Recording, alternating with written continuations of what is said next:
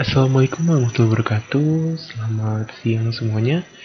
Nama saya Abimanyu Bevan Barmonito dengan NIM 41519010178 akan melakukan presentasi mengenai kelebihan dan kekurangan dari AWS Elastic Beanstalk dengan Azure Web Apps.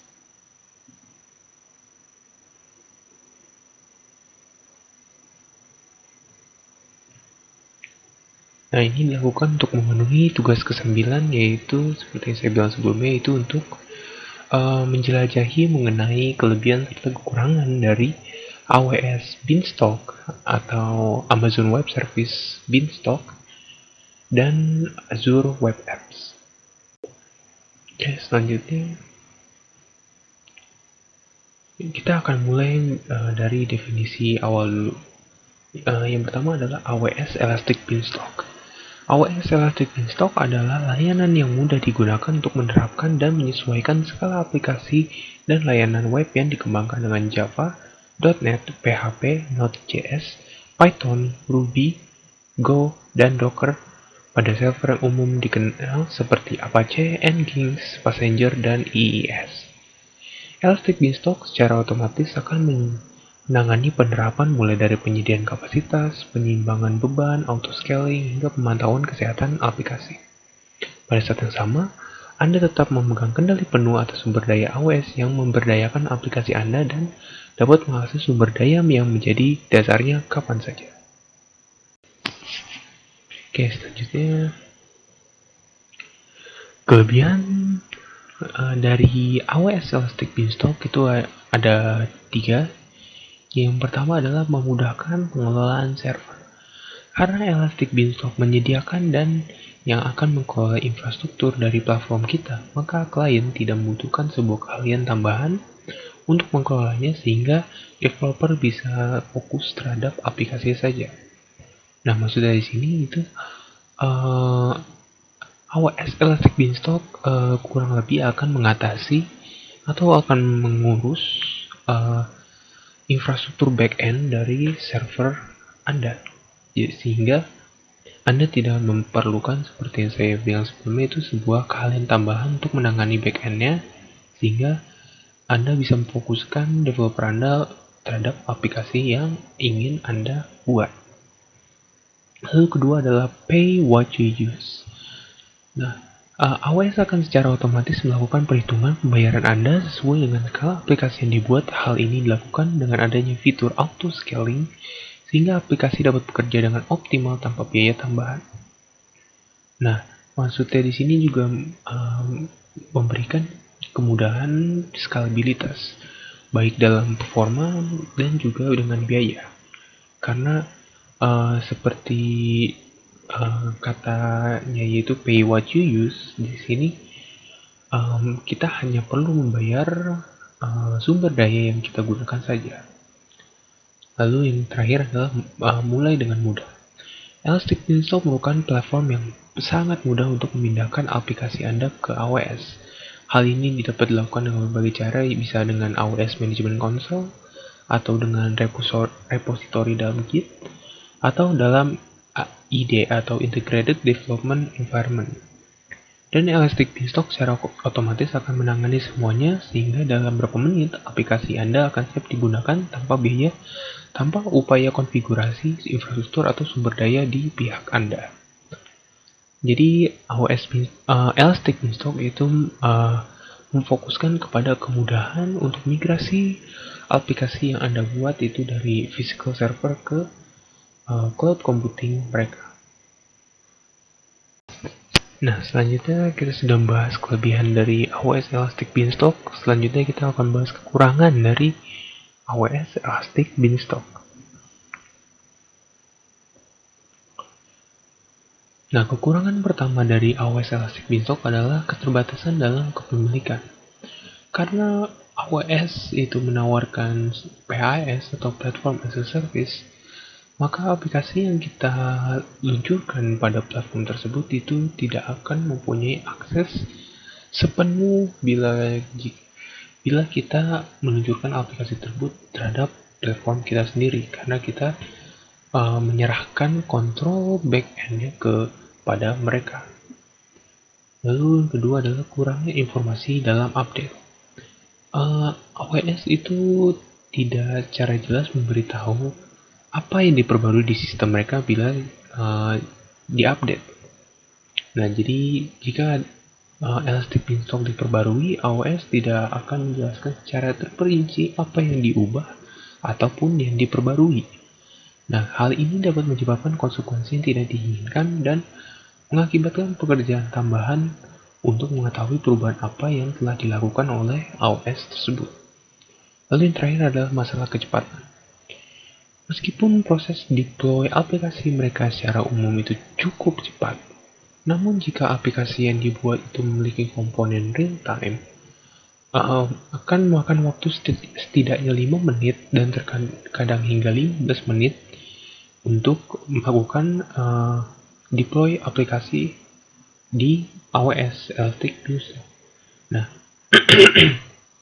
pada aplikasi umum ini tidak akan bermasalah, namun jika aplikasi tersebut memiliki sebuah komponen real-time, hal ini dapat bermasalah dalam proses interaktif dari aplikasi real-time tersebut karena akan menyebabkan seperti delay 5 menit hingga 15 menit dari aplikasi tersebut.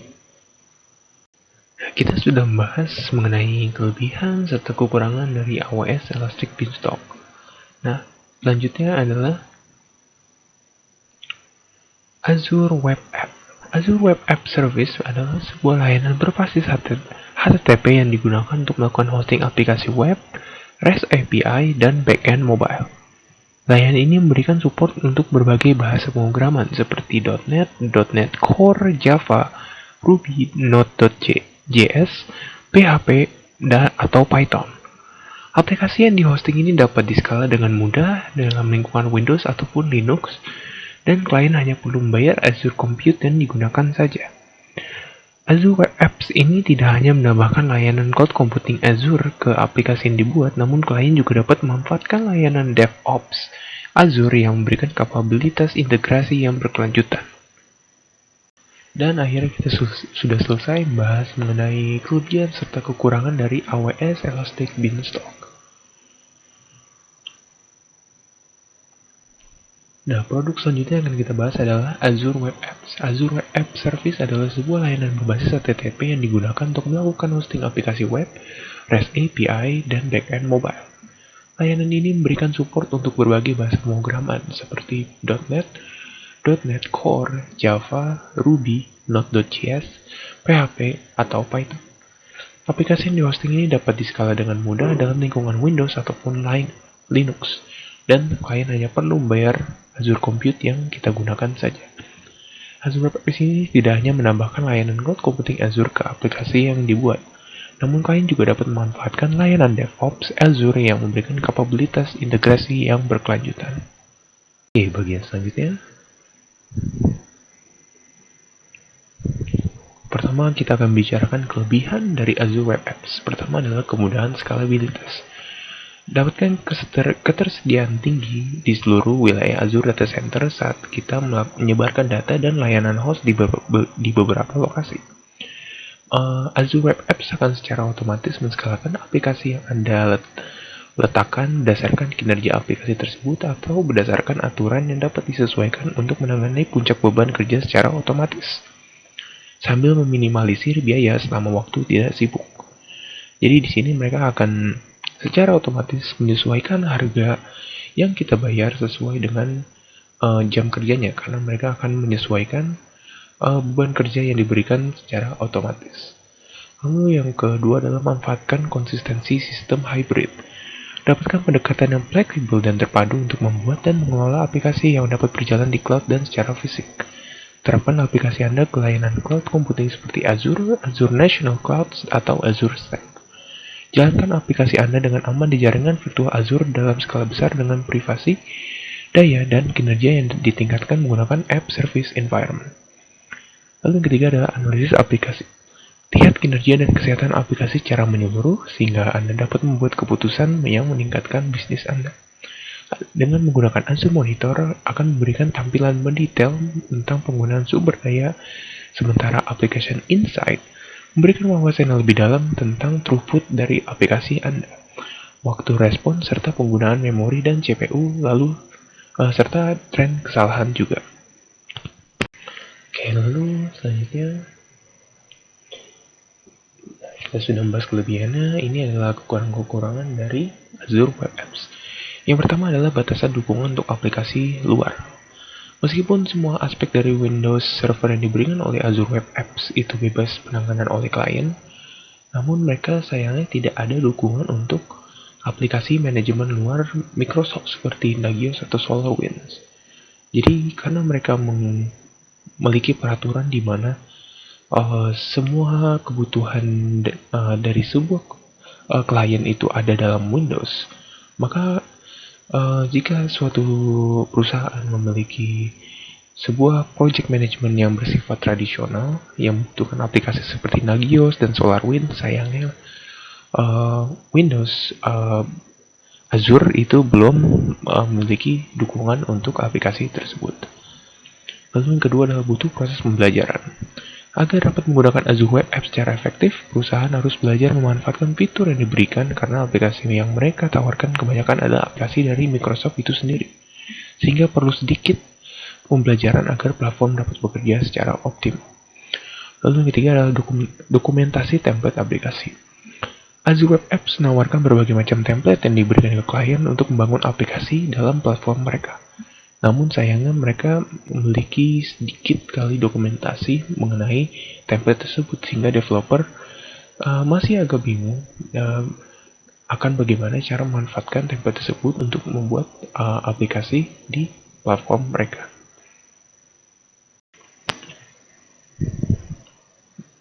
Baiklah, ini adalah tutorial pustaka di mana saya mendapatkan materinya. Dan sekian dari saya, kurang lebih mohon maaf. Wassalamualaikum warahmatullahi wabarakatuh.